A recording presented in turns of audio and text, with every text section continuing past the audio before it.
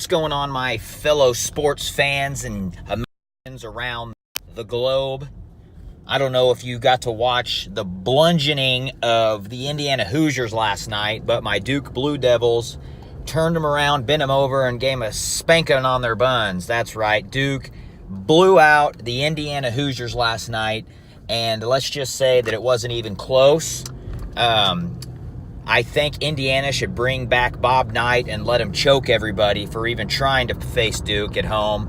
Duke has won 142 consecutive games against non-conference opponents at home.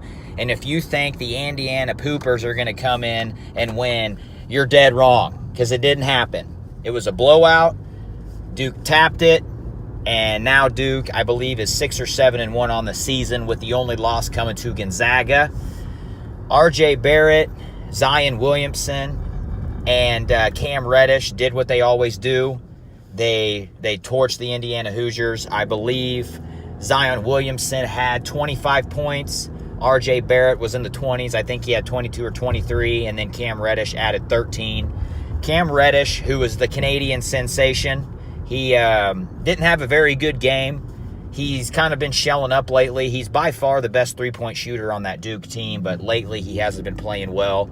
I think that the rough and tough talk in the NCAA basketball compared to the nice people in Canada is getting to him, but he'll work out of it. He will get tougher as the season goes on. Duke still has the best freshman class in the nation, and they show it on every given night.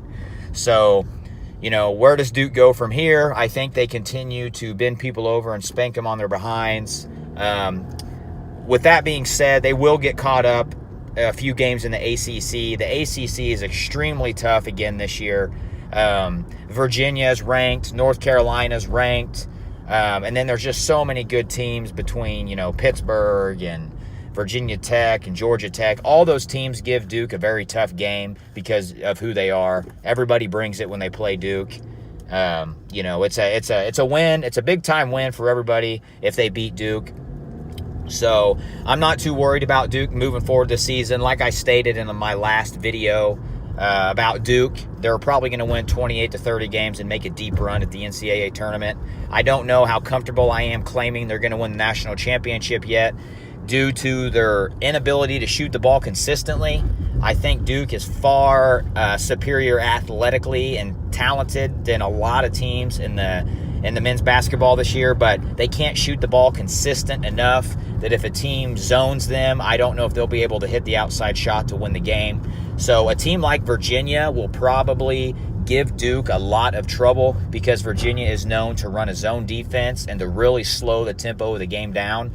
And the way Duke is very successful is to push the ball and transition, and they want to get the ball moving, and they want to get the ball up and down the court as fast as they can to allow their athleticism and athletic ability to shine. So we'll see moving forward. Once again, Duke trampled the Indiana Poopers, and we shall see next year or next game what happens. Thank you for tuning in.